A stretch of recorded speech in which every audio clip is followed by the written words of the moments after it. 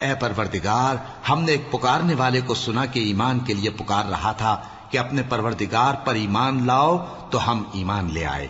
सो ए परवरदिगार, हमारे गुनाह मुआफ फरमा और हमारी बुराइयों को हमसे दूर कर दे और हमको दुनिया से नेक बंदों के साथ उठाइयो। ए परवरदिगार, तूने जिन जिन चीजों के हमसे अपने पैगंबरों के वास्ते से वादे किए हैं वो हमें अता फरमा और क़यामत के दिन हमें रुस्वा न कीजियो। कुछ शक नहीं कि तू खिलाफ वादा नहीं करेगा।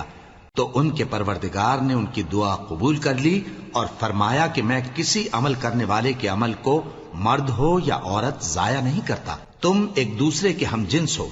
तो जो लोग मेरे लिए वतन छोड़ गए और अपने घरों से निकाले गए और सताए गए और लड़े और कत्ल किए गए, मैं उनके गुनाह दूर कर दूंगा और उनको बहिश्तों में दाखिल करूंगा जिनके नीचे नहरें बह रही हैं।